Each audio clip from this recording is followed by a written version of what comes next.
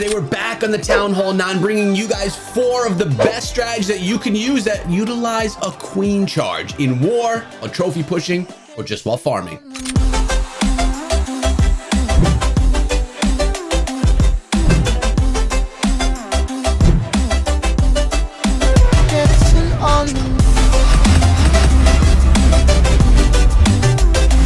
What is up, my friends? My name is Echo and welcome back to the channel, where today we're giving some love to the queen and charging her inside of bases. I'm over here in the Scrappy Academy family, Scrappy Pros, looking at 4 different strategies that really stood out to me. One of them being something that's just really fun at the end of the video. And well, these are ways that you can get that value out of your queen. There's a few tips we're going to be giving you guys along the way so that you can better your chances of 3-starring with a queen charge with one of the multiple strategies we have for you today. But before we go any further, make sure you sub the channel and ring the bell for daily Clash videos. Remember, we are live streaming on Twitch every single day, 12 p.m. noon Eastern time.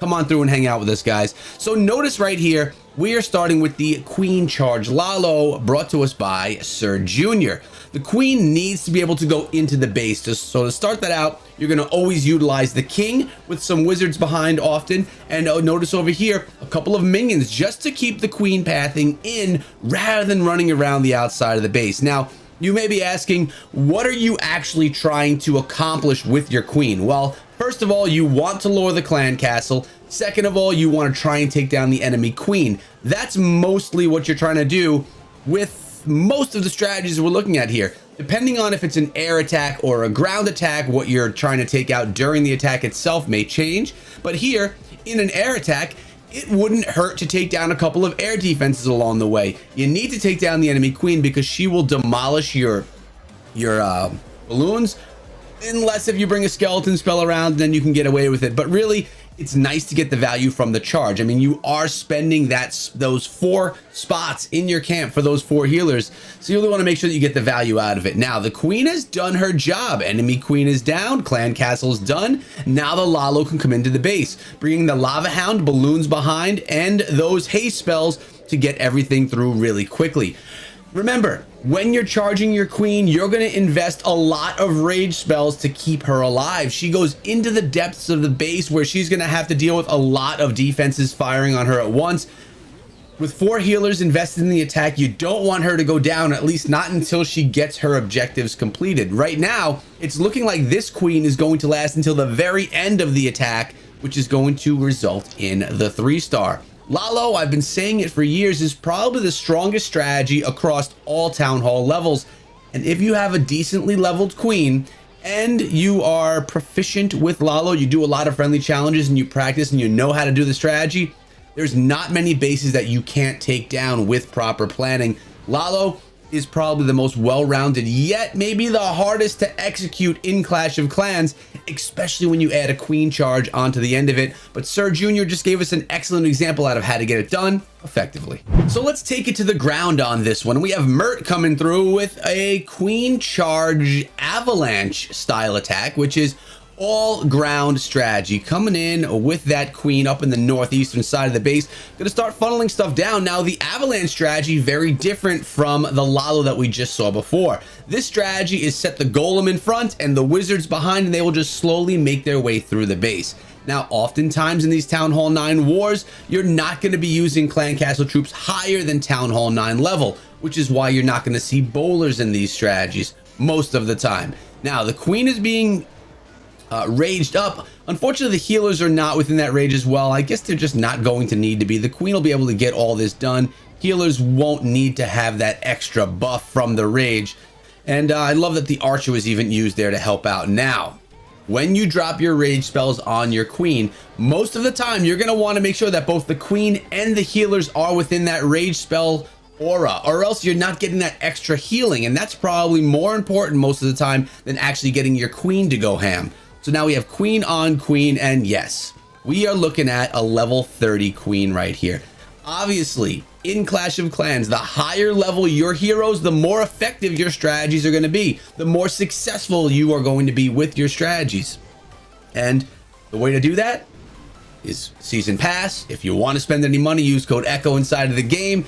I appreciate it. Or you could just grind your way through the game the old-fashioned way. It's easier now than ever to progress through Clash of Clans. Even the season pass, the free version, gives you ways to get more loot more quickly and upgrade things just more effectively. So I wish that we had the season pass in my day, in my olden days of Clash of Clans. But look at this queen charging right on in. The golem just straight walk through the base. They tank all the defenses, and the wizards are the DPS from behind, and they shoot past the golem. Pretty simple idea. Sometimes it's really hard to execute though. Now this one sitting on the back of that queen charge is seeing a ton of success because really the queen cored out the entire center of the base. She literally took apart 50% of the base on her own. And now it's just the golem, the king, the wizards behind cleaning up everything that's left. Now obviously, oh, okay, now we did just notice a couple of air mines slam into those healers. When an air mine does slam into a healer, you are going to be losing that healer. So now the queen is probably down to only 2 healers, which means she's going to be a little bit weaker, but with no base left, looks like she is in okay shape. Notice her ability was still intact. It was popped right there at the end of the attack. And well, here come the golem, and they're going to start pounding on that archer tower. And let's see, can the golem take it down on their own? 2 golem or 2 golem and 2 golemite. Shutting it down. Another great example of a queen charge. I mean, you could queen charge a base and then do any strategy you want behind it. Almost. Now the third strategy on today's list is something a bit different because this attack strategy starts out with the queen walk into a queen charge, but is then joined with a bunch of golem and Pekka. We're looking at the Pekka Smash at Town Hall 9. And when you put tanks into a base like this with healer support with no Inferno towers, because we're not yet at Town Hall 10, you can get some massive value. And just check out how this base is going to be shredded by all of these tanks going through. Notice that wizard was dropped initially to set the funnel. Now the queen has no place to go but to the western side of the base. Quad quake opening everything up, but also weakening those defenses. And soon we're going to see the king be dropped in, or a golem and Pekka to funnel the things in, funnel that queen in the rest of the way. So here we go. A golem is dropped. That golem is going to walk towards the cannon. While the golem is walking, the wizards are cleaning up the structures on the west so that the queen will dive right in. So right now, there's no choice but for the golem and the Pekka and the king and the queen and the healers to go into the base. So right now we're going to be getting a healer transfer. The healers are going to dive on over to other troops. The Pekkas, the golems, the queen. You really don't want the healers on the golem, but you can't control where they do decide to go. But so the attack started with the queen walk, turned into the queen charge after a beautiful funnel, and now is just supporting everything in the core of the base. I love that there's a few wizards here as well, because if the air traps come, and what better timing than now, the wizards can actually clean up those air traps and get rid of them so that they don't kill those healers. Look at that. The wizards saved the life of those healers. So now the queen, she's in the guts of the base, but the healers are supporting the Pekkas instead. And without Inferno towers, like I mentioned before, these healers will just, I mean, not the healers, the Pekkas will stay up forever if they're under heal. So this strategy here is pretty hard to stop at Town Hall 9 as long as you set your funnel well. Your queen, her abilities popped right here. The cannon transfers its fire over to the Pekka, and the queen lives to fight another fight. So, funnel effectively. You saw it done really well here by Kneecap. Sometimes it's harder than other times, depends on the base, but if you could funnel well, many of your strategies are going to be more successful because you're going to get your troops into the base rather than having them walk around, because when you have your troops walk around the base, they just don't get the job done. They're not going to go after the defenses, the structures that they have to, and you're not going to see 3 stars. But a fine example of funneling into a Pekka Smash, a different way to utilize the queen charge. And you know what? We got Kneecap again coming in with a version of the TDH strategy. This strategy, I honestly think, is the strongest strategy in Clash of Clans if you can really be effective with it, if you could really get good with the strategy. So basically what TDH is a heavy queen charge. Notice there's 5 healers on this into a LaLo with only usually 1 lava hound, but a bunch of minions, 28 minions on this one right here. Notice the skeleton spell in this attack as well, because the enemy queen is on this side of the base while our queen is charging in from the other side.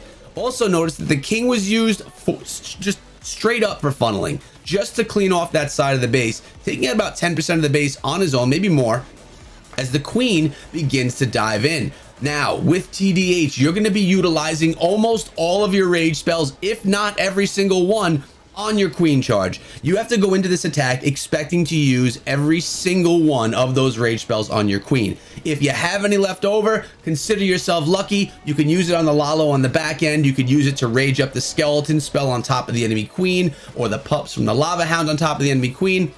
But it's nice to have those spells in that position. You also, of course, need the poison spell to take care of the clan castle. So what we're actually going to see here is the LaLo come in from this side of the base and just straight up attack that queen. We have the splash damage from the balloons. We have the skeleton spell and some minions that are going to help out taking down the queen. That's also what's great about TDH. Minions under rage, good night queen. She will be gone. But the LaLo cannot begin until the queen shuts down these troops. And here we go. Minions going to assist as well. And here comes that witch. That witch needs to be taken down by the queen. I think that Kneecap feels secure that that's going to happen. And here we go. One lava hound from the clan castle, balloons and minions. Now, if you can get a max level hound because you're not doing a special war, go for it. And here we go. Rage spell, skeleton spell. Queen is done already. Plus a little bit of that splash damage from the balloons. I mean, TDH for days. I've actually had the player TDH on my channel multiple times, breaking down this strategy, teaching us how to do it. He actually has a channel of his own right now where he does his legends hits every day. Just look up TDH. He's got some good stuff. An amazing attacker utilizing what I honestly feel is the strongest strategy in Clash of Clans. Now, if I could just be effective with it myself at Town Hall 13, I'd be happy. But obviously, it gets harder and harder as you get higher and higher up in the leagues. But this was the #1 strategy that you can use. Now, the video is not over because it's time for me to dive into an attack so that I can get the loot to upgrade my queen to max level so I can start dominating with some of these strategies. Look at these minions going to completely shut down this Tesla to finish up the attack. The Winions win yet again. By the way, guys, remember, come through my Discord server. Over 7,000 strong right now. I want to see you in my server. It's linked down below and the pinned comment along with my Twitch. I'll see you guys in both. Looks like we got ourselves a hero potion as well. Oh, we'll take the gems. We'll take the gems because we don't really need a hero potion. So as it sits right now, we have a max level base. My king is level 17 and my queen is a level 24. So we're getting her there, but we're using straight up baby dragons to farm bases. So why don't I go find a base? We'll check out some of your comments while I look.